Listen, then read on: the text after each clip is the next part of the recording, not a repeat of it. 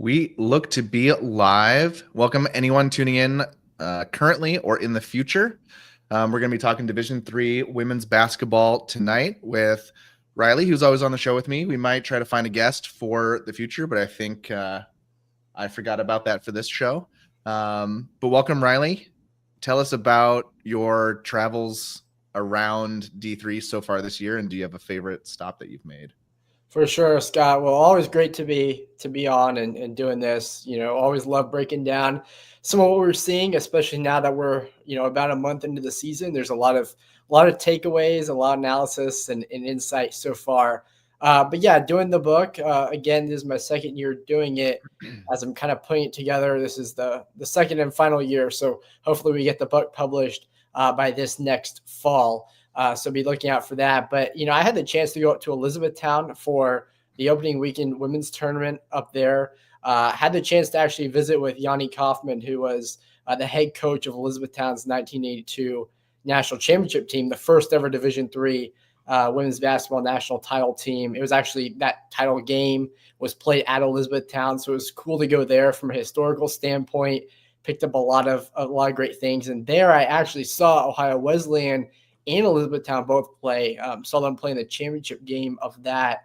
And just from a top 25 voter standpoint, much less writing the book and wanting to see good matchups and great programs, that was a fantastic tournament itself. But I was really impressed by Ohio Wesleyan. I think as we've seen, and the top 25 has certainly shown us, they are a very quality team. And it was awesome to be able to see that on the court in person on opening weekend. I think that certainly made me a lot more confident when it came time to rank them the next time. I think we did our top 25 first regular season poll about 3 weeks later. So that was cool. And I was like the Great Lakes Invitational on the men's side. You were there as well a little bit, Scott, up at Calvin University. Got to talk with Mark Christner, the women's coach at Calvin, a little bit before they headed out to a tournament at Marietta. And so it's been fun. It's been a great travel so far, and certainly looking forward to what we have coming up. I have some stuff scheduled for January and February, and I'll be in Texas for most of December. We got Wartburg and Illinois Wesleyan both coming to Lone Star State here in the next several weeks. So excited to see them in person and do some great interviews there. I think Whitman too. Yep. All right, so let's get to the list today. We're going to talk just general thoughts on the year as it's started and well underway. We will talk about MPI next. We will talk about the top 25 third, and then a down the road segment fourth, which is going to look at the NCAA tournament a little bit. So first off, some general thoughts on the year, and I'll just blitz through these, and then you can add any commentary you'd like, Riley. But I think we continue to see increased parity on the women's side. It feels like a good number of occurrences of a team outside the top 50 jumping up and getting a team in the top 50. And that's more common as time goes on. I do think that, I don't know if efficient is the right word, but in this day and age of easier transfer of like information about recruits, even NIL, I guess, it might make it easier for players to find their spot in Division 1, 2, 3, or a specific school, and might result in the amount of talent, even if it's staying the same, being spread more equally. But we are seeing increased parity around the nation. We have a lot of seniors and graduate students that, if that is truly how they are, if that truly reflects their athletic eligibility, they will be done after this year. This is the last year that the COVID waiver can be used. So it's really cool to follow teams that are very, very experienced, but I'm kind of gearing up for a next year that I think will look pretty interesting with the amount of experienced talent that is going to be graduating. We see some Midwest domination. A lot of the top teams are from the Midwest. I think in some years there's a lot of strength in the Northeast and that New England area. And I think this year the power is very heavily focused on the Midwest. And the Northeast seems to be a bit down relative to their past strengths. Still strong regions and conferences there. We're going to look at transfers, the transfers that came in from another Division III team, and then transfers that came in from elsewhere and the impact that they've had. And we'll hit those next. But any commentary, Riley, and you can even invent your own bullets. For sure. No, I think you bring a great point with the parity, as a lot of people who follow D3 women's basketball know probably last week. I mean, we saw Christopher Newport lose a tight game to Southern Virginia. We also saw Washington Lee lose to Bridgewater, Virginia. Just to speak to your point about parity, I think that's, examples like that last week are just another reminder that, for as much as we break down some of these top 25 teams and look at things, like there's a lot of teams in contention for these spots to be in that national conversation, and teams that may not even be on our radar right now that are moving in that direction. I know you and I both have been keeping an eye on some of those teams that might be outside of our top 25, top 30, but could, as the season goes on, make their way into that. I think it's a great thing, as we said in the past, for Division III women's basketball to just have so many teams that are in that mix, and so many conferences that seem to be gearing up to be 3 and 4 team races. It makes it really exciting as we get into January. And I think, just to kind of follow up on that point about the Midwest domination, it's been really impressive. We saw it, a good amount last year. I think we're seeing it again this year.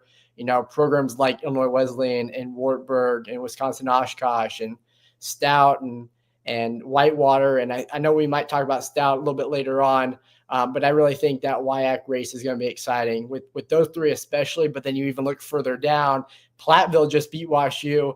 La Crosse has been pretty good at points. River Falls beat Concordia, Moorhead. So, I mean, you never know. The Midwest is always exciting, and that's been the case so far for sure. So let's look at some transfers. These are transfers that came from another Division III school. And just a lot of players that have had significant impacts on their teams. There's one I wanted to, like Gracie. I shouldn't have picked the one that's going to be hardest to pronounce. Septemfelter. John Carroll had a really strong start to the year, and she's been a big part of it. Yep. And it just feels like we're seeing a lot more transfers than we have in the past. Right. I think, and that'll be interesting to follow. Again, you brought it up a few minutes ago, but with this being the last year of the COVID year, how much does that change the landscape of this? Do we see, fewer transfers? Because when you do look at it, like you can look up and down that list, there is a fair amount of grad transfers on there. So, we can assume that maybe in future years, we won't have quite that many, and players that are, playing 4 years at one school, transferring to another and immediately making an impact at that next place. But at the same time, there's several on there that are making impacts that are sophomores and juniors and players that in any other year could transfer the exact same way. So it'll be interesting to track that and kind of follow and see in future seasons if we see a similar trend. But there's been a lot of transfers really making big impacts, helping to kind of elevate their teams. There's several teams in this list that are, even like Jolene Lusk with Cortland. She's certainly made an impact early. Cortland has put together a fairly nice resume so far. I think they'll compete well within the SUNYAC there. And then transfers from not Division III. There were quite a few here. And I don't know if any jumped up. Well, Macaulay at Dartmouth, they've been, I think, a much better team than they were last year. Bayer at Oshkosh has just solidified a really deep rotation that they have there. I didn't have any other comments. Yeah, I think there's several, and it's just one point. I know we'll talk about this with Dartmouth, but Macaulay comes into a group that's already very experienced. I've been impressed to see her kind of get in that mix, and it only adds more experience to what Dartmouth already had. It'll be interesting next year. They are going to lose quite a bit of that, but as of, in terms of experienced teams right now, like they are amongst, I think, one of the best in terms of, they're starting several seniors and grad students. They've played together for a while, and Macaulay's certainly come in and made an impact with them as well. I'm pulling up my data on the oldest teams. So if you think of the class years as numbers, so a freshman is a 1 and a grad is a 5. On a minutes weighted basis, Mass Dartmouth's year is 4.6. So they're closer to averaging like a grad minute than a senior minute even. The next oldest team is 4.41, St. Joseph, Connecticut, and then Gustavus at 4.19. So Mass Dartmouth is by far the most experienced team out there. Yeah, and I think we've seen some of the effects of that early on with that win over Smith, just the poise that they had down the stretch of that game. So, yeah, I think so. And I would just add one more. I think Addison James from Mary Hardin-Baylor, transfer from D1 Nichols State. She's really helped them. Mary Hardin-Baylor's in the top 15 right now, rebounding margin, and she's been a big part of that. So, just won ASC Player of the Week last week or this past week. Yeah, Region 10 as a whole graduated so much from last year, and Mary Hardin-Baylor is one of the standout teams at getting a lot of production this year from people that are new to the roster. And James is part of that. Yep. And then just top scorers for the year. So these players have to have played in, I think, 10 minutes a game. And I always like to highlight the points on a minutes basis, because sometimes you get a player like Natalie Bruns who doesn't play a ton of minutes, right, and whose minutes per game might look less impressive because of it. But when you look at it on a minutes basis, now, once you're looking at it on a minutes basis, obviously the more minutes that you can sustain that rate for is better. But I think it's cool seeing players, the top player on a dominant team, how do they stack up with their peers? And you see Corinne Baker for Whitman, who I bet you is not playing tons of minutes. Sleisner does play a lot of minutes, but Sydney Jones is not playing big minutes. Right. But these are very, very productive scorers for their teams. Absolutely. And you see it's no surprise that a lot of these top scorers are playing for teams that are right either in the top 25 or in that top 25 mix.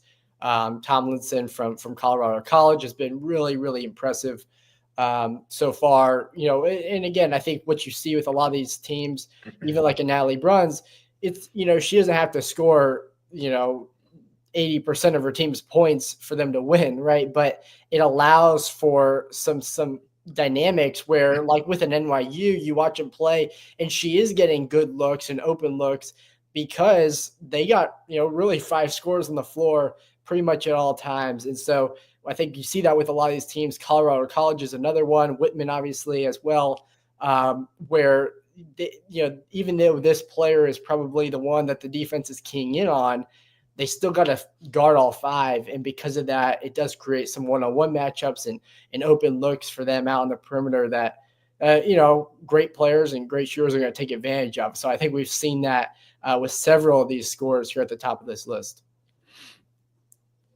It's a good list. All right. So moving on, NPI. So we're going to hit NPI next.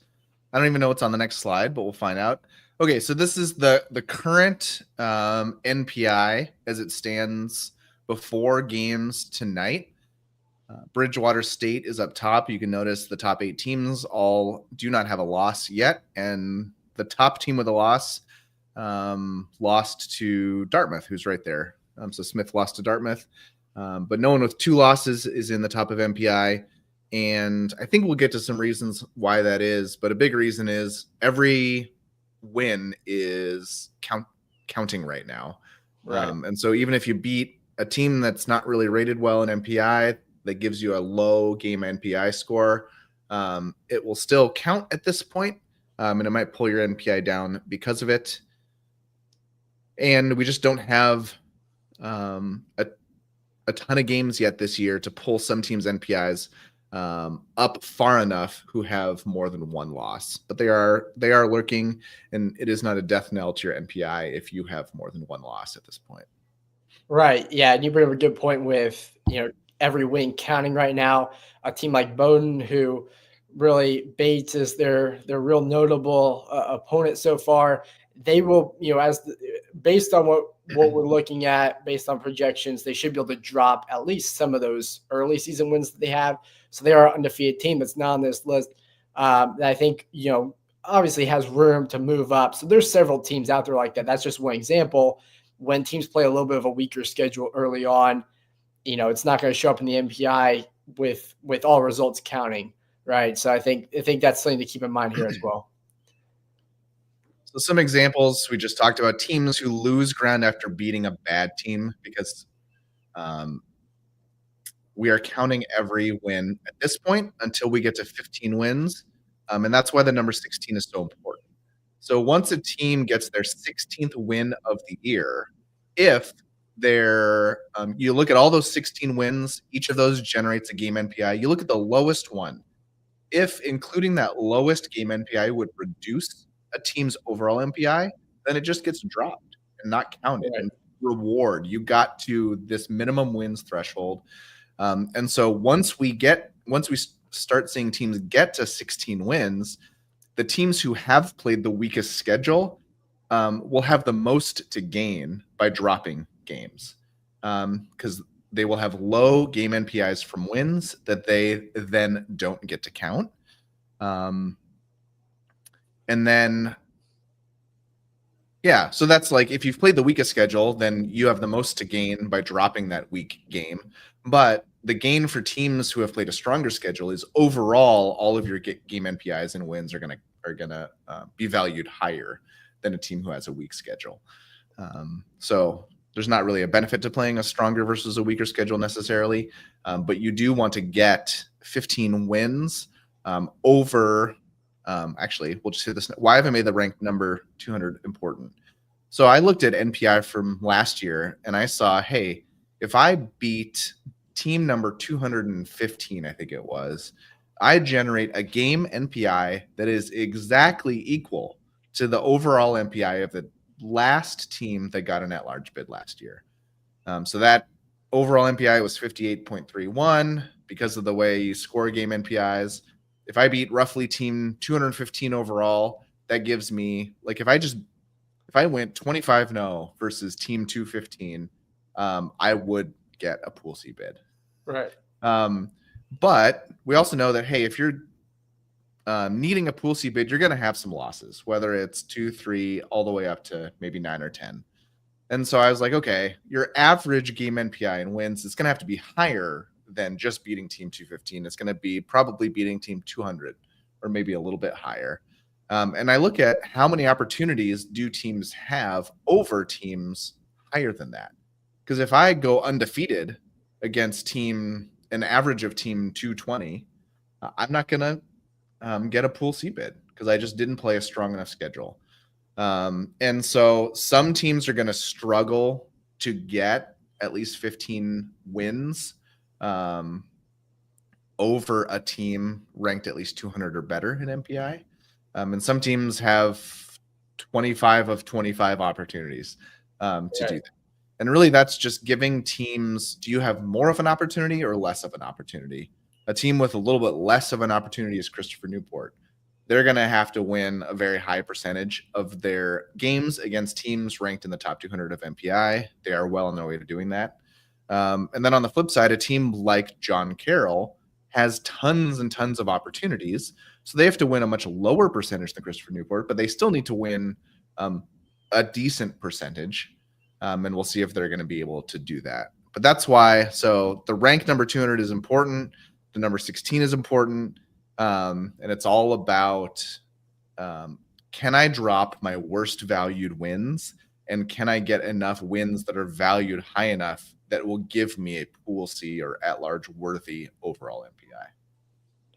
Right. Yeah, I think that's a great breakdown. Certainly something for people to kind of keep an eye on as they head into matchups and kind of look at where their opponents are ranked, and their opponents further down the road are ranked, especially as we get into conference play, because that's going to be key in terms of how your MPI ends up being calculated and ultimately, what you need to do to get into the tournament. Do I have another bullet? So then there's also winless and undefeated dynamics that are interesting right now as we're counting every game. So if you don't have a win, you might be 0-6 or 0-7. We count only your worst win or your worst loss. You have all losses. We only count your worst one because counting even that second one means your overall MPI would improve via losing. And that is a principle of MPI, is you cannot improve your NPI by losing. And so if you don't have a win, we count all your losses. Well, the instant that you get a win, it's going to be valued higher than any of your losses. Then we're like, oh, we might start counting some of these losses. But really, at the end of the day, since all of your other losses are going to be better than your worst loss, your MPI kind of ends up being fairly close to the value of that win, and gets kind of far away from the value of your worst loss. And that's why you'll see me tweeting about like which teams got their first Division 3 win, because it jumps their NPI almost an artificially feeling large amount. But then anyone who has played them benefits from that team's NPI jumping. And at the end of the day, I mean, I don't know how many winless teams for the entire year we're going to have, but it's probably not going to be more than 10. And so until all of those teams win their first game, NPI is still shifting kind of a lot. There is a kind of similar dynamic happening for teams that are undefeated, but it's less strong. Because if you're undefeated, until you have 15 wins, we're counting all your wins. And so adding a loss into that, one loss versus 15 wins, it's going to bring your NPI down, but not a ton. So actually, there might not be any special dynamic happening for an undefeated team, but there's a large jump in NPI when a winless team gets their first win. Right. And I know there was a lot of questions, at least when MPI was being introduced, about what would happen with a winless team in that kind of a scenario. I think that's a great explanation on it, and certainly something to keep an eye on. I agree with you. I don't know how many teams we will have that go winless the entire year, but there's certainly some that may take till January or so to get that first win. So yeah, there's definitely going to be a few teams within that grouping. Riley and I were talking last night about the UAA and felt like we should talk about them on the podcast, because in the past, the UAA, because they're in such a absolutely strong conference, their conference does great in non-conference play. It means that they all have a very high strength of schedule. And in the past, when we only looked at your total winning percentage and your total strength of schedule, we didn't always know, the system was never matching up, actually beating the teams that contributed to your high strength of schedule. Well, now we move to this NPI world. Well, actually, and in that past world, it often would benefit the UAA because their strength of schedule would be so good that just basic kind of figuring, you're like, well, they did win 2/3 of their games against a crazy strength of schedule. They're probably one of the better teams. And they often got selected for at-large bids because of the high strength of schedule, because of the high number of RRO wins. Well, we moved to this new world, and this new world is very strong or strict about, hey, if you lose a game, it cannot help your NPI. So a UAA team that goes, 16-9, those 9 losses don't help them. They can't help them. Whereas in the previous system, they just bolstered their strength of schedule. And so in the current world, we really only care about those 16 wins. And we're looking at, were they against good teams? And if you can't get to 16, I guess I just randomly picked this number 16-9. But if you can't get to 16, if you get to 15-10, as a lot of UAA teams who only have 25 games, they're kind of stuck in a lot of ways because they don't have 26, 27, 28 Division 3 games compared to teams who have conference tournaments. And so looking at teams like Chicago, Carnegie Mellon, WashU, and Emory, and maybe Rochester, they don't just have to get to 16-9 with a sparkling SOS. They need to make sure that those 16 wins are against teams good enough to help their NPI in light of 9 losses, even losses against NYU, who it won't bring down your NPI very much, but it does bring it down some because there is an NPI weight on winning the game. That's important. But we were just noticing that for a team like teams in the UAA who have 25 games, and my next bullet is Christopher Newport, who will always have difficulty filling their schedule with 25 Division III games. It's actually more difficult on you now because NPI, while not being a counting stat, it's not like if you played 50 games, you would just have a better NPI. Like it's still an average. But the more games you play, the more opportunities you have to add game NPI values that are going to be useful for you. And the UAA has almost overnight gone from having a very strong advantage because of their high aggregate SOS to being at a slight disadvantage because of having fewer opportunities to win games that will help their overall NPI. Absolutely. No, and I think that's a great breakdown of it all. The only point I would add is kind of it's going to be interesting. I know we're talking about this year, but looking ahead and further into the future, because now teams are going to be able to schedule knowing that NPI is the system in place. It'll be interesting to watch the UAA teams in the way that they schedule. Typically, they've always gone out, majority of them, and play really strong non-conference schedules. But you start to ask yourself, well, if you're going to get a lot of really good, really high-quality games in conference play, and you want to avoid taking as many losses, as possible, do you really want to go out and schedule top 10 teams, top 15 teams in non-conference play, risk losses that could ultimately hurt you down the road, knowing that within the conference structure and the way that travel goes and the caliber of opponents you're going to play in UAA play, you're probably going to take at least a couple of losses, maybe unless you're NYU right now. So it's going to be an interesting dynamic from a scheduling standpoint too. But I do think the UAA is in a tough spot, a lot of those teams, because there are several very good teams this year. And ultimately, there's going to be losses that have to be spread around. And it's going to be kind of from a Pool C standpoint. You're right. In past years, it would be a team that goes, 16-9 or 17-8. And their SOS would be amongst the top 5 in the country, and they were in a good spot to get Pool C. That's not the case anymore. Yeah, and I do think that if you're pretty sure you're going to lose to a elite team, you almost never, at least for an NPI reason, don't want to schedule them. I know in past year, I guess Whittier got really close to beating NYU last year. No one in non-conference has gotten close to beating NYU this year. And if you schedule a top 10 team and beat them, the reward is huge. It's absolutely huge. But if you think that your chances of winning are less than 10%, less than 5%, it will be better for your NPI to play team 200 in the nation and hopefully beat that team than to play a top 10 team with an extremely small chance of losing. And it will be interesting to see what coaches do, because NPI, we didn't know we were going to NPI when they were setting their schedule or the bulk of their schedule for this year.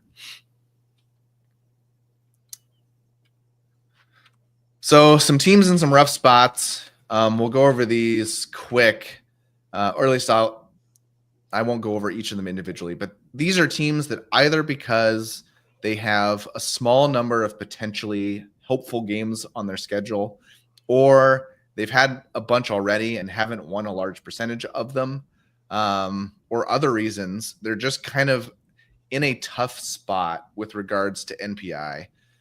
It doesn't mean that any of these teams, like I specifically pick teams that are definitely not guaranteed to be eliminated right now, but they need to win a pretty high percentage of their remaining games against strong opponents.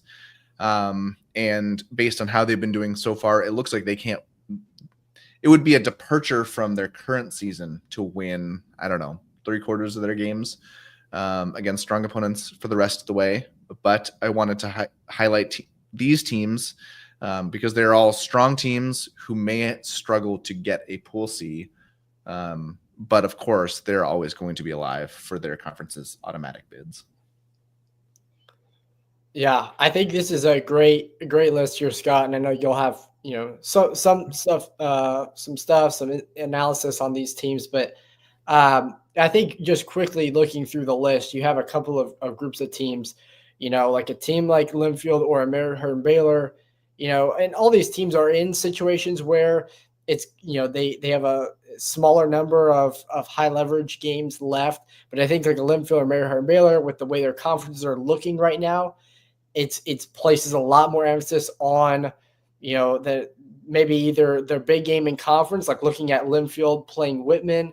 It places a huge amount of impact on Linfield's results against Whitman in Northwest Conference play. For Mary Baylor, they do get Whitman and Wartburg coming up.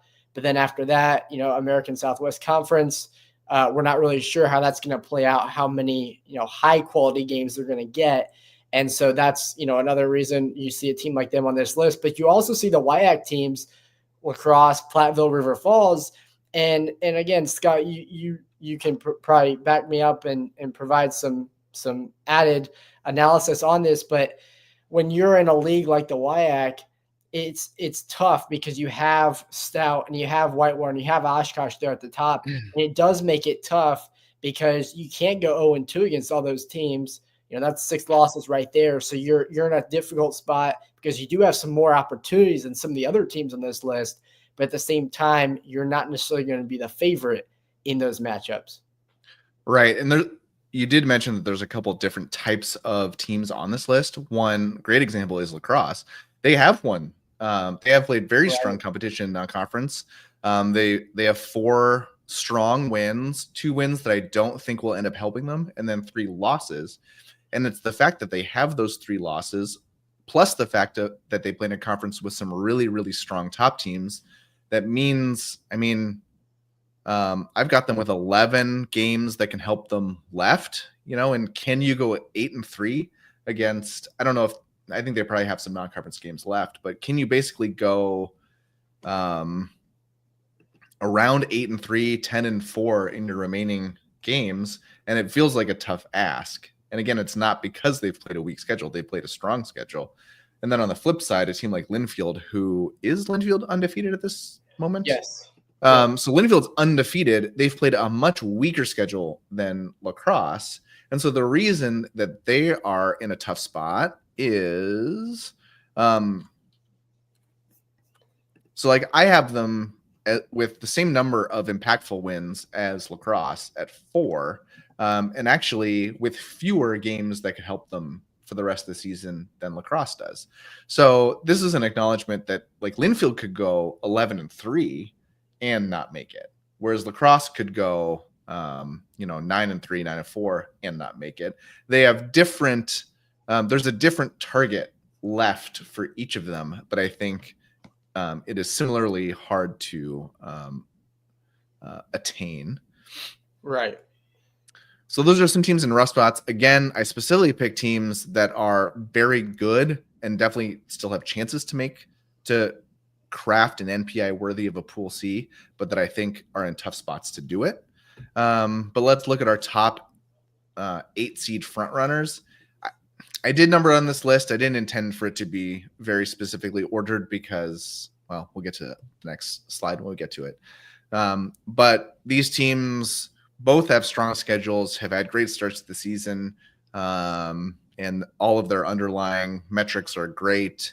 And so they are definitely our front runners for top 8 seeds, which are protected teams. We will get to later what protected means. A team I think that's notable on this list is Ohio Wesleyan. I don't believe are they in the top 10 in the poll?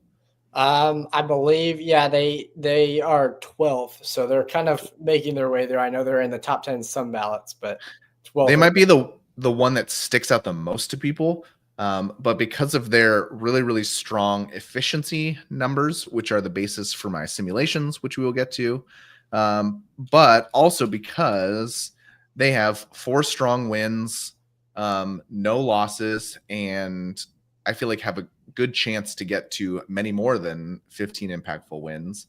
They are one of the teams in the top 8 that's probably most surprising. Whitman has a ton of impactful wins already. And the Northwest Conference, even though it is not very top heavy, doesn't really have any bad teams. And because of that, it will help their MPI if they win games. But it's not a foregone conclusion to just win night in and night out, especially on the road against no gimmies. Right.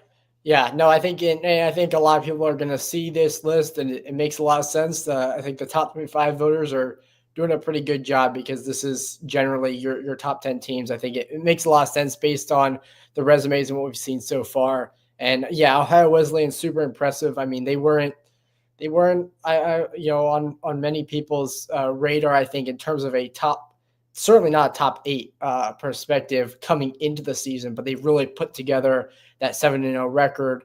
They have a really good shot to add several quality wins going through the rest of their schedule. So yeah, and I think a lot of these teams, what you'll see is a lot of them do still have some very quality games left on their schedule, but they're also more than likely going to be the favorites in a lot of those games. So no real, a lot of some challenges still ahead for these teams, but they're also the favorites. So it puts them in a good spot. But I think this list it makes a lot of sense as of right now. I think we can kind of see how that's projecting out as you look towards, the future and towards conference play. One thing that I just popped in my head is Gustavus Adolphus, Wartburg, and Whitman have it feels like not really been talked about as potential top seeds in past years. And I think that's largely because they don't have the wins versus regionally ranked opponents numbers that a lot of other teams in their region do. And I'm specifically thinking about the WIAC teams. But I think seeing them projected to be high in MPI is an indication that Gustavus and Wartburg may not be playing top 7 region teams all the time in non-conference, but they are playing very strong opponents. And one thing the old system did not do a good job of is, hey, if you beat Team 7 twice, you get tons of reward. And if you beat Team 9 twice, you get very little reward because of it. Right. And the ARC is a strong conference. The MIAC is a strong conference. We're getting confirmation that the MIAC is probably a top 8 women's basketball conference. As they are playing more non-conference games, we have more data on them, and we can see it. They're a top 8 conference. And I think seeing Gustavus, Wartburg, and Whitman here is a great feather in the cap of NPI, that it's able to value playing a lot of teams between 50 and 150 in a way that the old system had to rely on VRRO wins. And if it wasn't in that bucket, well, we weren't really able to know, hey, you beat team 120 versus beating team 280, unless it really showed up in your strength of schedule. But again, since that was rolled up over 27 games, those sorts of differences were really small in there. But I think MPI is doing a good job if Gustavus and Wartburg, just because of their bulk of wins against strong opponents, can have the ability to actually, in this graphic, valued above the WIAC teams. But I like being able to assign value to wins across the entire spectrum and not have to draw these arbitrary lines at 10 or 70 or, wherever you might want to draw an arbitrary line. Yeah, I totally agree. I think MPI has really done a good job with that. And I think we're going to see that even as we start to look at the Pool C picture, getting further into the season. I think it does do a very good job of doing that. I think, what we saw a lot of times with the regional rankings was it was a tough situation if you're in a really strong region, like a Region 9, and you're playing a team that's a top 50 team, but they're 9th in your region. And so, the benefit of beating them is very low compared to being the 8th team, when the margin between number 8 and number 9 in that regional ranking could be very, very thin. So I think MPI does a really good job of it accounts for all those results, and it weighs them well. Whereas I don't think the old system did that quite well at all, especially in your strong regions, where a lot of these teams that are on this top eight list are coming from, right? They're coming from these strong regions. So I think we're going to even see the impact of that much more with MPI. Some teams I would reference in the past were Ripon, Bethel, and Dubuque. How if you think you're a top team in Region 9, you don't want to schedule these teams because they're hard to beat. Yeah. You don't have an 88% chance of winning that game, but the teams are not quite good enough to really have any chance to be regionally ranked. So you know that there's no shot of getting this win VRO, which was this gold, not a gold jewel, this sparkling jewel. And so you just didn't want to book those teams if you could help it. Well, in the current system, they're going to be ranked as a top 80 team, top 90 team in MPI. And if you roll in there with a 70% chance of winning or 2/3 chance of winning, like the reward for beating a strong team is there. And then the downside, if you lose, but you played a top 100 team, is not super large. And I feel like the incentives are really good for scheduling teams like that. Whereas in the previous system, if you're Whitewater and let's say you have perfect choice over who to schedule, like you don't want to book Ripon Right. because you've got a 1/3 chance of losing, and the gain is not very large. So I think MPI does a good job of not drawing these binary buckets. The next thing is season simulations. So kind of how we got to these top 8 seed front runners is I took the efficiency data as generated by D3 Datacast, and I simulated at this point 25 runs of the season, the rest of the season, including conference tournaments. I do hope to generate more, but it spits out teams. And so we can see like NYU and Christopher Newport 100% of the time got an automatic bid in these simulations. But that column with the funny letters, ALWYNI, is at large when you need it. So ignoring again those 2 teams that never needed an at large, you can see that the rest of them in the percentages of the simulations where they did not win their conference tournament, they got an at large bid almost 100% of the time. Western New England and Colorado College were a little bit lower. But this is kind of how I'm starting to look at MPI, because currently teams have not hit 15 wins yet. We don't know which ones they're dropping. There's still a bunch of winless teams. And so you kind of need to simulate the season through to the end to have all of those numbers settle and have a better idea about where teams could end up in MPI. Now, I'm using some sort of random number generator even after the efficiency numbers are applied to decide whether a team won a game or not. And so there's absolutely some noise. This is only the result of 25 simulations, not the result of 10,000. But I think it shows like what a team has done so far this year is baked in. And it shows like NYU, Illinois Wesleyan, Scranton, Christopher Newport, Gustavus Adolphus, Wartburg. Among those 25 simulations, the median number of losses for them is 0 or 1. Which, I mean, I'm sure there are simulations in there where they lose 4 games or 5 games. But the median is 1, showing that they have they're both a very strong efficiency team and play a relatively weak efficiency schedule. And emphasis on the word relatively does not mean they're playing a bad efficiency schedule. It just means that the gaps are large as to a median number of the time coming out with 0 or 1 win. But these are the top teams that at this point, unless they start putting up games of really poor efficiency numbers, are your front runners to be in the NCAA tournament. I don't think I had another big takeaway. I just kind of wanted to explain that the real basis is those efficiency numbers, and those efficiency numbers can and will change with every performance that a team puts up. Right. I think we're at a point right now where we've had enough games to see a lot of these teams, and those efficiency numbers are fairly well reflective of the level at which these teams are playing at right now. Obviously, that can change. Teams can get better. They can also get worse as the season goes on. But I think these efficiency numbers are good basis right now. And I think this gives you at least, for those out there kind of looking, trying to get a feel for where things stand nationally, I think it gives you a good look at maybe kind of where teams are generally at, the general buckets where they're at right now. And obviously that, again, like you said, I mean, that's subject to change every time these teams step on the court. But for right now, it's a good look, just, a month into the season of of kind of how things are shaping up from a national landscape.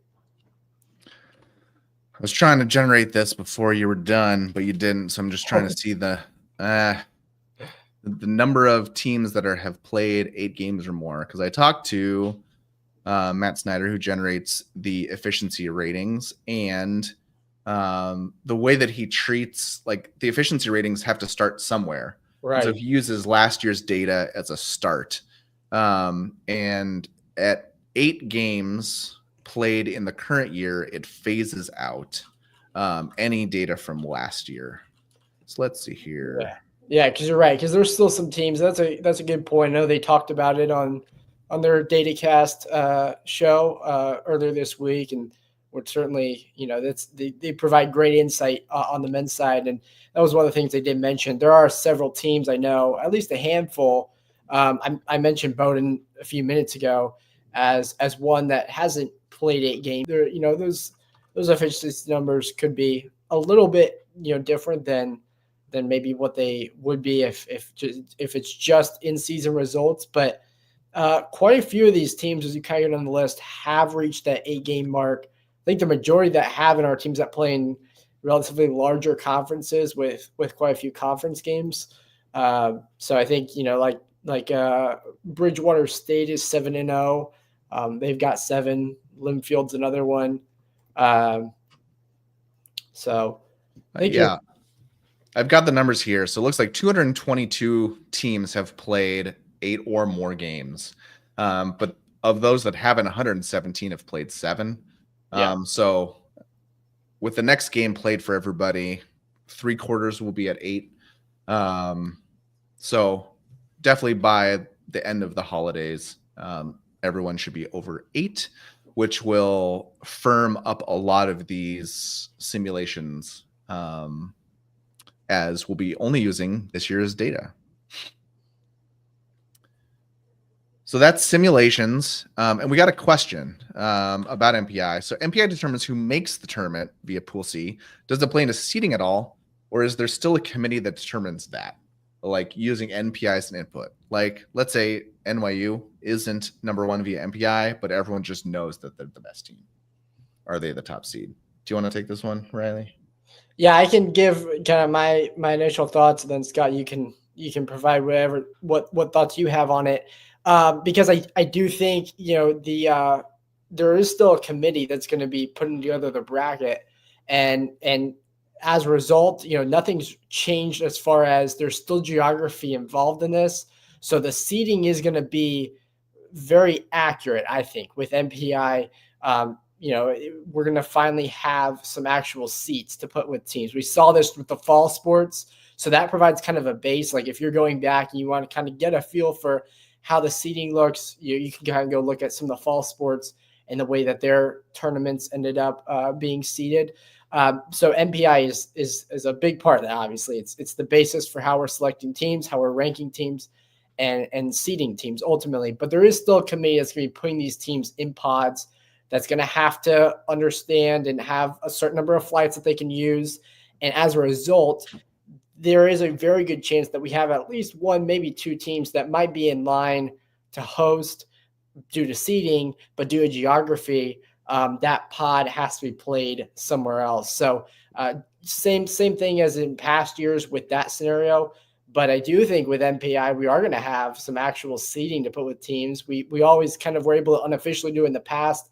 Now with MPI, you're going to be able to put an actual national seed next to these teams that are in, the tournament field. Yeah. So I think in almost all cases, NPI absolutely determines order. So like the top 8 teams by NPI will be the 8 teams that are protected. And we'll get into what that specifically means. But the committee doesn't have leeway to say, we think the 9th team is better, and they become protected instead of the 8th team. Like they don't have that ability. Now, that doesn't mean that every pod or the bracket is going to be seeded exactly like 1 to 64, 2 to 63, like the way that the Division I bracket really attempts to, based on team strength and whatever data that they can use. But I do think, however the committee decides to put together the bracket, if for every pod, you can look at the NPI ranks of the teams in the pod and set out 1, 2, 3, and 4 in that pod. And I think that once they're able to do that, I don't think they can match up 1 versus 3 and 2 versus 4. I don't think that they're allowed to deviate once they've like made the pod. Now that doesn't mean that these 16 teams should be a 1 in the pod. It doesn't mean that they will be the 1 in the pod. But I think once the pod is made, they can't deviate from NPI when selecting the matchups within the pod. And wherever possible, like NPI is going to say like these are the seeds. But as you said, the committee there are other things that they can use to change how teams get bracketed. Right. Because, and even like that kind of point on the end of that question, if NYU isn't number 1 via NPI, everyone knows they're number 1. I think that's a very subjective. I think the whole thing with NPI, it's going to take out a lot of subjectivity. So there are maybe situations, probably not as extreme as with an NYU, but maybe as you look further down with the seeding, where there could be a situation where NPI has a team in one spot, they may seem like they should be a little bit higher or whatever, but because of the NPI, it's putting out that seeding, and the committee just has to bracket within that. They're not going to be ranking these teams by themselves using NPI as a basis. NPI is what's ranking these teams, not the committee. Right. That is a good way to say it. So we're going to talk about the top 25 next. I've got my slides out of order, so I'm going to blitz through this one. So the top 25 as it stands, published last night through games of December 9th. We had no changes in the 25 teams that are in the top 25 on the women's side. That does not mean that there weren't large moves. Did I hear that 2 teams were in the top 10 for the first time ever? Gettysburg and Whitman, or first time in a while? Yeah, I believe so. I don't know about for the first time ever, but certainly for the first time in a while. And then we had some pretty large advances for both Bridgewater of Virginia, Bridgewater of Massachusetts. We're moving up quite a bit. Elizabethtown moved up a good amount. Chicago. Yeah. But I think the top roughly stayed the same. I think it was cool that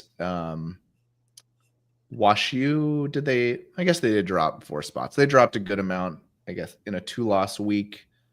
But going back to our 2 low, the 4 teams that I highlighted, and feel free to bring up any others, Riley, were Bethel, Elizabethtown, Colorado College, and Ohio Northern. Bethel is a team that I think they got 1 vote.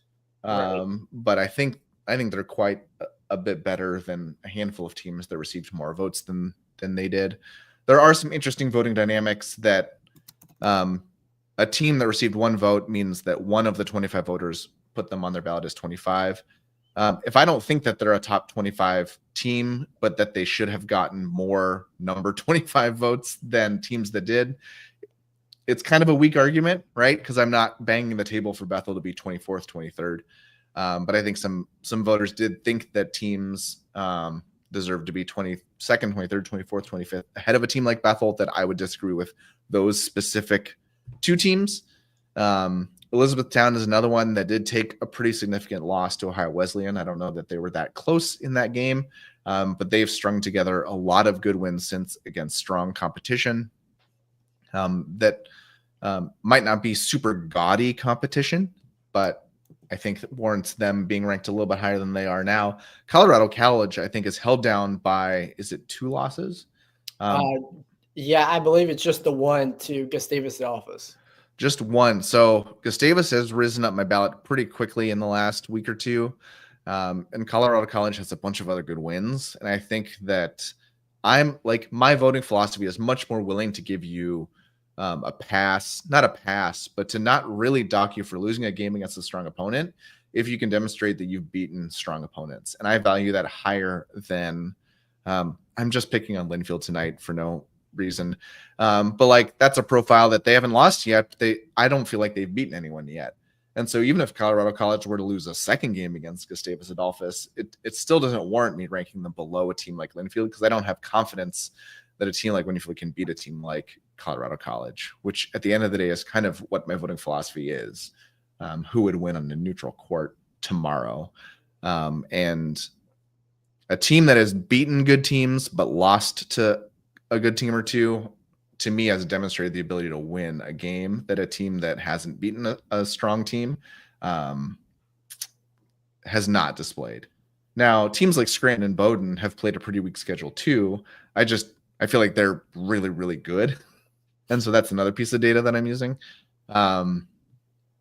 But I do really want to see teams beat strong competition. And even if you lose against strong competition, I don't dock you as much as I think some other voters would. So I think that's a big reason that I would rank Bethel, well, basically all these teams higher, because there are lots of teams with better win-loss records that I think are worse teams.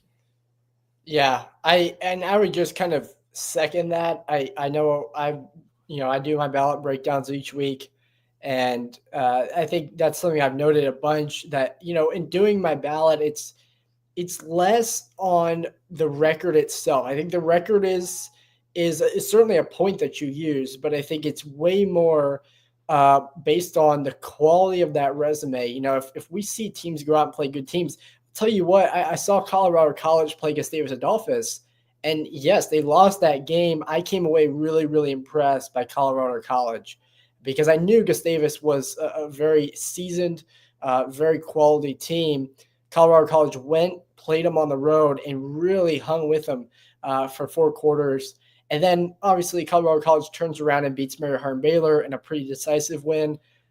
Mary Hardin-Baylor is a really solid team in my opinion, and for Colorado College to get that win was impressive. So that's just one example of kind of, a loss for Colorado College to Gustavus. It still, went down on, as I was putting my teams together, as a really quality result, and something I was able to take away some big positives from with Colorado College. Now, there's teams out there that are playing really good teams and losing those games, and they don't have a quality win. And in that case, it's difficult to rank them. It's difficult to build a case to have them in your top 25. So there's some teams like that might be sitting just on the outside for me, in keeping with my voting philosophy. But teams that can show that they're playing good teams and playing those good teams well and winning some of those games, they're building a resume that, I'm not trying to just react to that week's results, which is part of the reason why too, I didn't drop Wash U maybe nearly as much as a lot of other voters may have. I did drop them for the loss to Platteville, but I didn't drop them a ton. And very similarly with Washington Lee, and with Christopher Newport, honestly, I wasn't dropping them a ton, because I know that they're quality teams. We can't necessarily expect every team to go out and play, and beat everyone by 20, for the entire season. There's going to be some results that just don't kind of go in line with what we've seen from these teams. And that's where, as a voter, I think you have to understand and base what you've seen over the course of the entire season on it, rather than just that week's results or just 1 or 2 games. Because I think when you do that, it starts to create a difficult situation with where you're putting teams, as opposed to evaluating the overall body of work. Right. And that's where I think subjective, I'm jumping ahead. That's where I think voting can get subjective, because what I'm trying to do is develop a profile of each team in my head, so that if you just hit me with 2 teams, Pomona Pitzer and Chicago, I know who I think is a better team. But I'm using any available data that I can get my hands on. And so if I see a result like WashU lose to Illinois Wesleyan, what I saw didn't actually change my opinion of either team very much. Whereas I didn't watch the game against Platteville, and I do want to watch that game. But looking at that result, that was surprising to me, right? Not just that WashU lost, but that they kind of lost across the board, and were held in arm's length for the entire game. And that was surprising from a top 10, a team that I think is a top 10 team against a team that I don't think is a top 10 team. And so that like forced me to reevaluate, like, is my profile of Washington University as correct as I thought it was, or are they a little bit lesser? And I dropped them some, but less than it looks like the average voter dropped them. So I was like, teams in my top 10 usually aren't losing in this kind of fashion to a team outside the top, I don't know, 30. And so that's what forces me to really evaluate where I have a team valued. But seeing Colorado College lose very narrowly to Gustavus didn't change my opinion that Colorado College is the top, 22-20 team. Whereas for someone else evaluating them, they might see, well, you lost the game, and that's important to me, and might drop them further. Right. Yeah, and I would just add one last note here in terms of the too low conversation and some of what we as voters do. And this, I hope I'm not jumping ahead either on saying this, but Wisconsin Stout's a team that I have in my ballot kind of in the middle. And they weren't even in the top 25 this week. And I think that's where it's a voter too, different voting philosophies. I know that some voters tend to base it more on how good is this team right now today, as opposed to, I'm more willing to give teams the benefit of the doubt when injuries come about and understand that I've seen this team when they are at full strength and I know what kind of quality they have. And so when they aren't at full strength, when there might be an injury involved or two in the case of Stout, how do you interpret that? How do you weigh that? And I kept Stout kind of right around 18 to 20. I moved him up just a bit this past week with Reagan Sorensen coming back. But I think that's another thing that comes into play here as a voter when you're developing that profile of a team is understanding where they're at right now. And again, understanding the situation, because Stout, when we saw them on opening weekend, looked very good. Obviously, then they went through a stretch where some injuries made things tougher on them, and their two big games against Concordia Moorhead and Gustavus Adolphus ended up as losses, even though I thought they were fairly close losses that Stout played fairly well in. That ended up dropping them out of the top 25. So again, different voting philosophies. Not saying one's better than the other, but that's just part of the reason why, like, if you look at my ballot, Stout's in the middle when they're still in the receiving votes category on the actual top 25 poll that came out on Monday. Right. I think that's a large reason why I didn't put Stout on this slide, is because I think it's a clear difference in voting philosophy where, like, I still have Stout on my ballot because I know, doesn't seem like the injuries are season ending. And I know the team that I think that they are at full strength. Whereas there are teams on my ballot that I have dropped solely because of losing a player for the season, which other voters may not do that until results happen that demonstrate what the team has become after losing a key player. Right. And I think those are just very clear differences in voting philosophy. Whereas I can't imagine what voting philosophy would have Colorado College below Bridgewater, Virginia, unless you're only looking at win-loss, right? I think Colorado College wins 20 out of 20 matchups and has nothing to do with injuries or have you done it yet this year or have you not done it yet this year. But yeah, I think that's a good point on a team like Stout, which has had injuries. There are always going to be differences in voting philosophy on, if you want to value, what have you done for me, recently or this year, Stout hasn't done it. They're not a top 25 team. Right. But if I'm picking who is going to win on a neutral court tomorrow, it's a different question. So that's the top 25. I alluded to some of our too high. So we've got, I think, just these five: Hardin-Simmons, SUNY Cobleskill, Messiah, Bridgewater of Virginia, and Washington and Jefferson. So most of these teams, I think, are worse basketball teams at this instant than teams on that slide 2 slides ago. The Bethel, Elizabethtown, Ohio Northern, and Colorado College. So I think those are all higher quality basketball teams than these teams. But you can see in these teams, I think they're all 0 or 1 loss teams with a bunch of wins. Yeah, for sure. I mean, and some of these are in the receiving votes category, like Cobleskill. I mean, again, I don't know. None of these ballots are posted publicly. So, it's not like we're getting reasoning for why certain voters have teams in certain spots. I was surprised to see Skill gain votes after the loss to NYU. Their record is solid. I think they're a solid team. I don't know about being a top 25 team, but when you kind of go down this list as well, what you see generally is teams with very high win percentages. That in the case, like for me as a voter looking at these teams, they just lack a quality win, a quality result. And in some cases with some of these teams, they've had a very close call and or a loss that I think looks fairly bad on their resume. So I think that's kind of where you weigh it. Like a team like Messiah, they have a solid win-loss record. They played Gettysburg. I didn't think it was the best performance on Messiah. And so, in a standpoint like that was Messiah's really their first big test, and it ended up as a double-digit loss.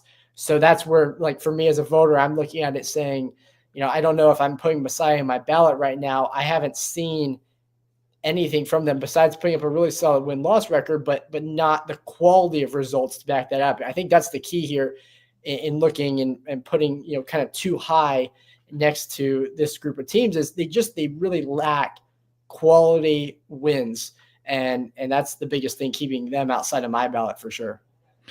Yeah. And after looking at this, I think Messiah is an interesting one because I think they are too high, but I don't know that they should really be a lot lower than, I don't know, 28th, 27th. Yeah. Whereas a lot of these other teams, I think I could put in the 40s even. Like the average Massey ranking of a team that Cobleskill has beaten in their 9 wins is 315. And so like 9-2 feels, that's way better than Ohio Northern's 4-3. But the average team that Ohio Northern has beat is 141st compared to 315th. And none of those losses are outside the top 30. So they're only losing to like really good teams that are probably better than them. And they're beating everyone else who's quite strong. And that, that profile doesn't leap off the page at you at all, but it's a profile that I would absolutely value above Cobleskill. Whereas Messiah, 6-1, the average team that they beat is like 148th. Like that's a very strong profile. I think we think it's fringe top 25 and not, is it 22nd, 21st that they are right now? Right. Yeah. But they are different than the other teams on this list.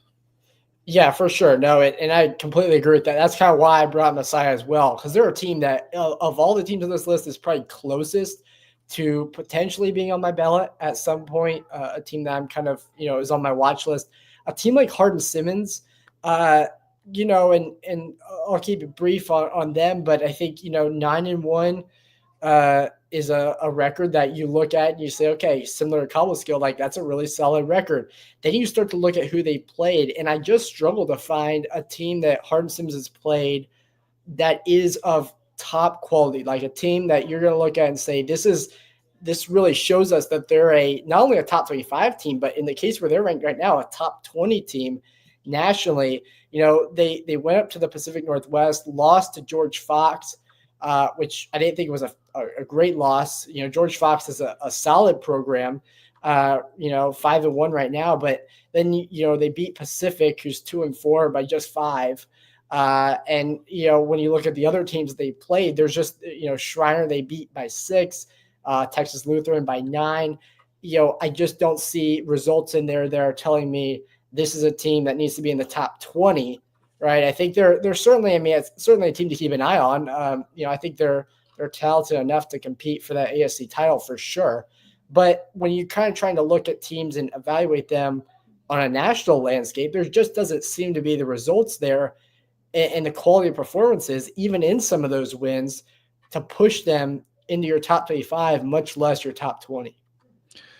Yeah, I'm often looking for really strong wins and really bad losses because I want your upside to be really high and your downside to not be low at all.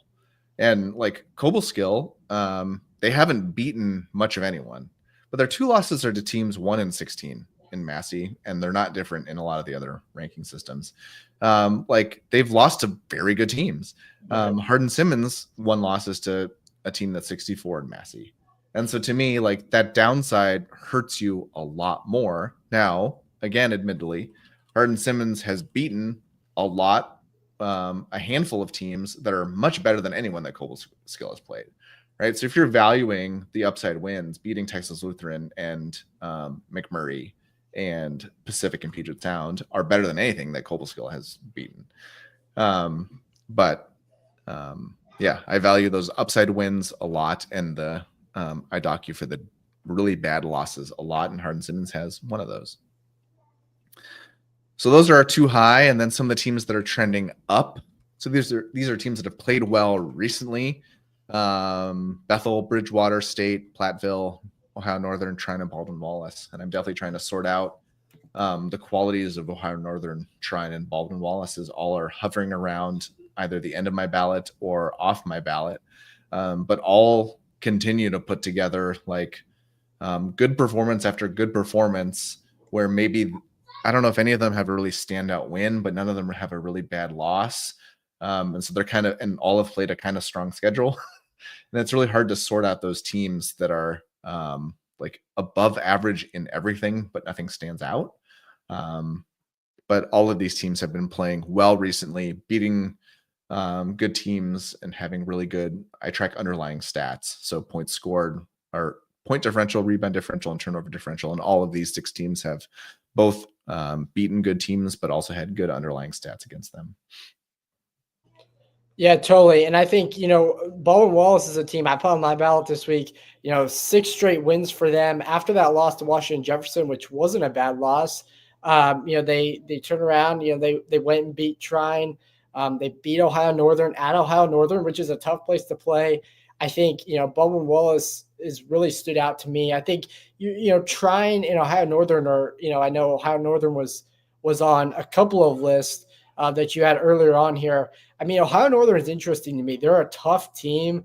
They looked really good on Saturday against John Carroll. I think they have a chance to be very competitive within the OAC, but they played a huge group of opponents that are really tough early on in this year. And so I think, that's certainly affected their win-loss record, which probably hurts any chance of them getting on the top 25 in these first 3 weeks. But moving forward, especially as we get into conference play, there's a lot of room for Ohio Northern to build a very strong resume that's worthy of some votes as the season goes along. Because I think what we've seen from them so far is they've played some top teams really close. And, and they've obviously won a couple of those big games. Platteville obviously coming off that WashU win. It's going to be interesting to see how things go for them as well. I know they're shorthanded a little bit. But they obviously took care of business against WashU in a big way. And Bridgewater State as well. Like, they're coming off a big win. Mass Dartmouth really stands out. Bridgewater State was a team I certainly considered for my ballot this week. So we'll continue watching them and kind of seeing how their results play out over the next few weeks, especially heading into our next couple of polls. Absolutely. Moving on, we're going to hit down the road, talk about the NCAA tournament. So we wanted to keep putting out information about the NCAA tournament, mainly that even in the MPI world, I think that there are only 3 givens that you can count on with a certainty. So one is that the 500-mile rule is going to be a big deal as the NCAA keeps their budget tight and doesn't bracket for unnecessary numbers of flights. Well, sorry, for large numbers of flights. I don't even know what adjective to use. But that will be a factor in the committee's bracketing this year. The top 8 seeds are protected. So this is new for NPI, but this means something very specific. So seeds 1 through 8 are protected, which means that they cannot face any of the other top 8 seeds in the first 2 rounds. So they will not be in a pod with another top 8 seed in the opening first 2 rounds. It also means that seeds 1 through 4 cannot face each other in the 3rd and 4th rounds. So they will have to be placed at the far corners of each quadrant, so that the only time that the top 4 seeds would meet would be in the national quarterfinals, I believe, right? And then 1 through 4 cannot play 5 through 8 in the 3rd round either, because of where they have to be segmented in the ballot.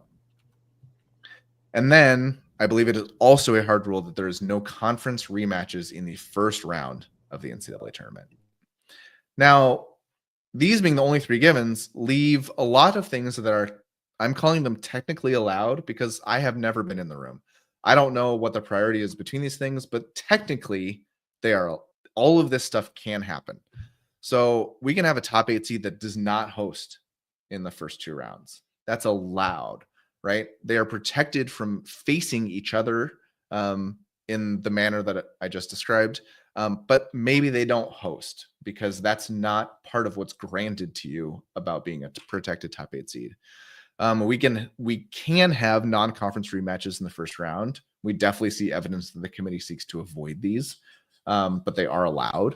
We can have conference rematches in the second round. Again, we see evidence that the committees try to avoid these, but they are allowed. Mismatched seeding, which means like we might have overall seed number 8 in a pod with overall seed number 9, an opening round pod. Like that could happen to satisfy other priorities. Like it is technically allowed. So those are those 4 things that are technically allowed. So then to drive these points home, again, I talked about a top 8 seed. Like Washington and Lee and Christopher Newport are traditionally or historically higher, harder to bracket because of their geography. So one of them could be a top 8 seed. But because of the way the geography and the 500-mile work, that top 8 seed doesn't host opening round and is seeded with the number 9 overall seed who gets to host. Like that could potentially happen. As we've looked at some more hypotheticals, something like this specifically is unlikely to happen.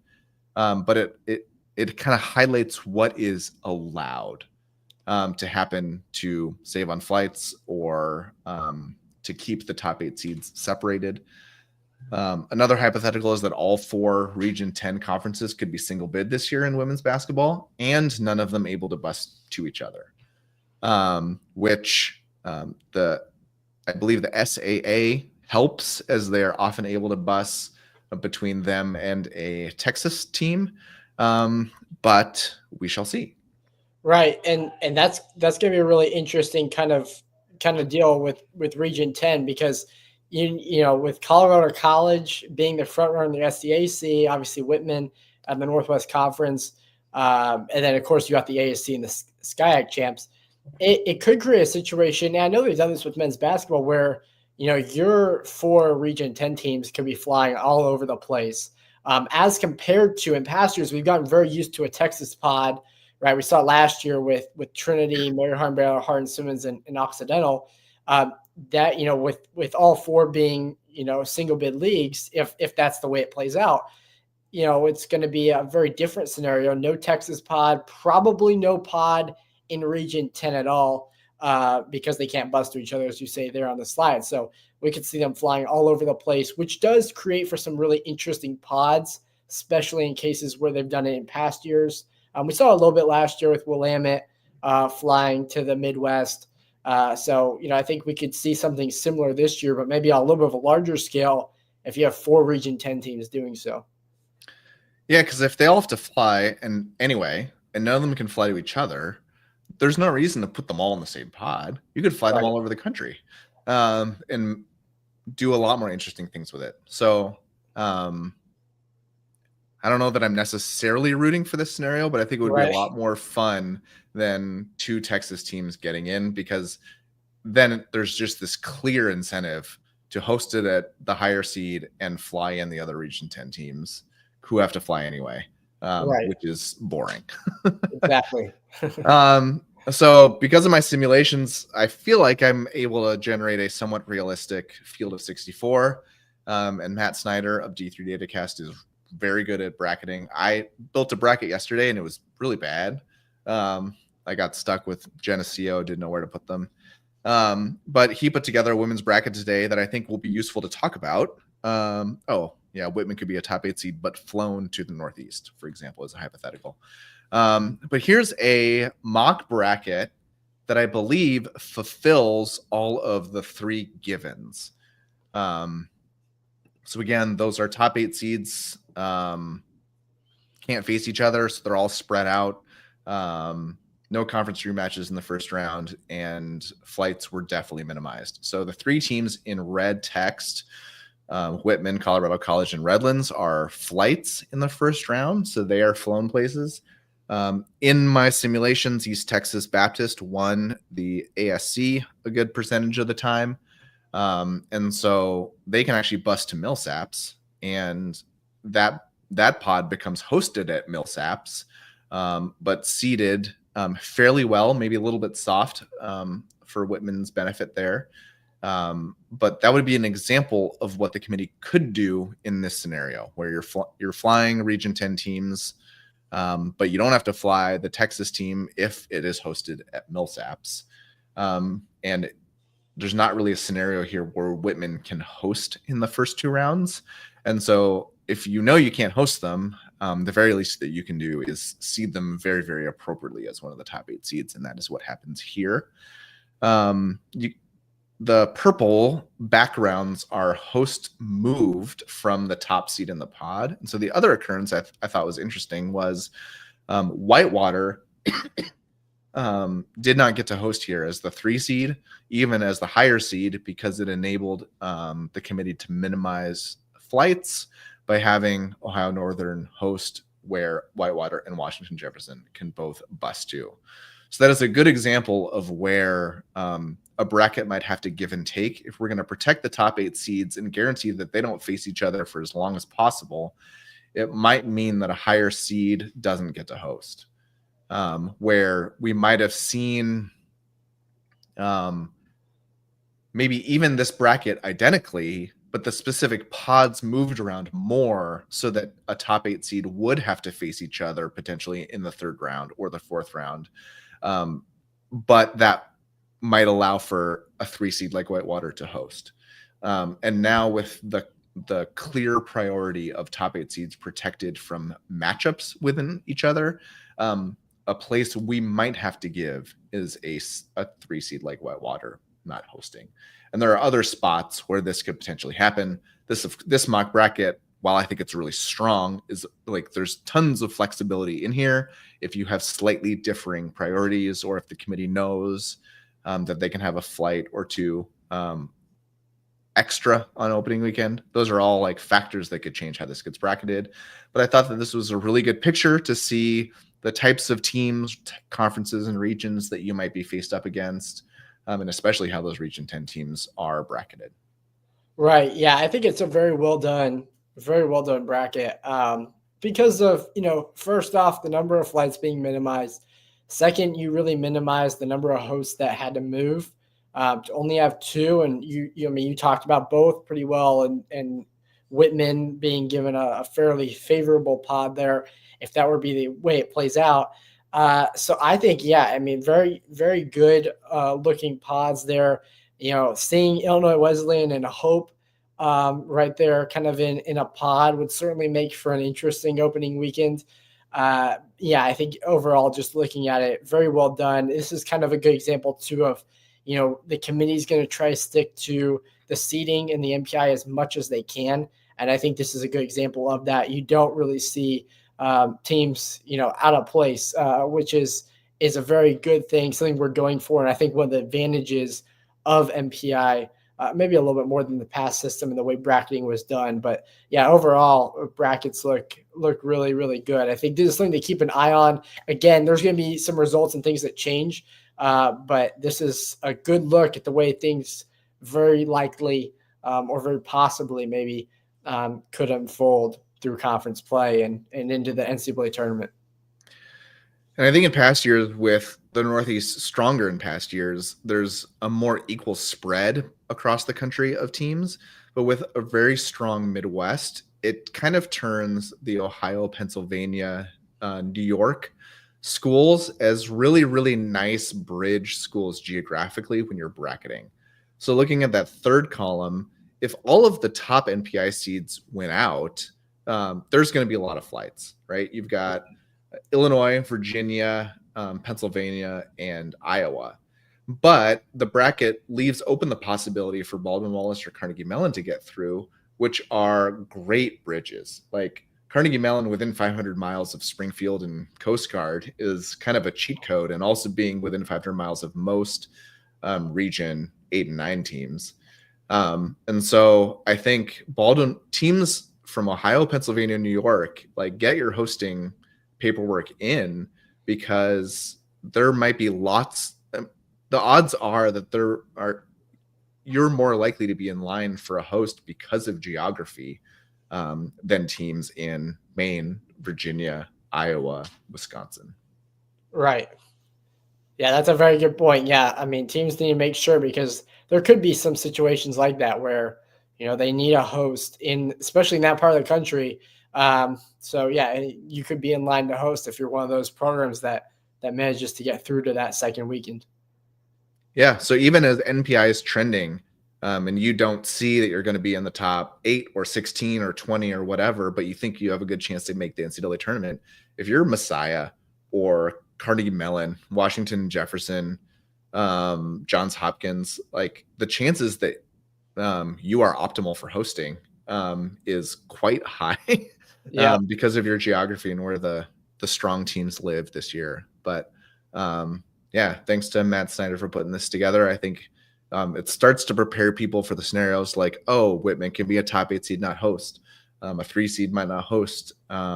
This is where kind of the balances of geography live. That SAA team is going to be tough, especially with it looking a little dicey for Emory this year. Usually Emory gives us more options with the existence of an SAA team. I think the other thing that I was talking to Matt about is Hardin-Simmons cannot get to Millsaps. Right. And so if Hardin-Simmons is the team from the ASC, that makes it Millsaps can get to Wash U, and then Wash U kind of gets thrust into the hosting conversation because of Millsaps and no Texas team that can get to Millsaps. And so, usually, I mean, it always involves those teams, right? SAA, Emory, Wash U, Texas, where we have some really, really clear decisions that have to get made. Right. And I was just going to add too, I think, and just because like you look at Illinois Wesleyan up there, the women have priority, first weekend, right? Mm-hmm. So, in the case that maybe Illinois Wesleyan's men, depending on how things continue to trend that way with them, like we could see a situation like that where Illinois Wesleyan as a top, number 1 seed may end up not hosting on that second weekend, which again, just in thinking about bracketing and our conversation a few minutes ago, that could cause some things too. So definitely something to keep an eye on. I don't really see a ton of other potential challenges. NYU could be a possible one with the men and the women as far as hosting goes, but not a ton of others, I don't think. Right. And as we've talked about things that are not necessarily protected, I think the committee would definitely try to make it so that if Chalk wins through, then your top 4 seeds are in line to host the sectionals. But I don't think that they're required to, and there might be other optimizations that they choose to make for that, right? Because again, the thing that you're protected about is facing each other for as long as possible. You're not necessarily like that's the highest priority, which means that every other priority, like hosting, is lower in a relative sense. But that is the mock bracket. We didn't get any other questions, so I think that calls it. But as always, Riley's got his newsletter that he puts out. I've got my website where I publish data and models as I build them. We are always up for questions on Twitter/X. I can't think of anything else to go over. I think that covers it. I think went an hour and a half with this. I think we broke down a lot. Hopefully answer maybe some people's questions as far as things they were looking at. And again, it's just, keep looking forward to continue to follow this as we go through especially the next several weeks. There's going to be a lot of really intriguing neutral court matchups at a lot of these, holiday events, especially down in Florida, that I'm really looking forward to seeing. I think we could see some teams really tested. So that's going to be something to keep an eye on. This week, not a ton of big matchups going on, but moving ahead, there's going to be some big ones coming up. So be sure to obviously continue following us, and we'll continue to put out, content on our platforms, and maybe we'll do another one of these at some point later on in the season. And everyone needs to go turn on Brandeis at Bridgewater. They are tied at 59 with about 4 minutes to go in the game. And Brandeis is looking to be a pretty strong team this year, and they can absolutely ruin some of Bridgewater's NPI in these final 4 minutes. So thanks for everyone for tuning in to this, either as it's live or in the future, and can't wait to record the next one.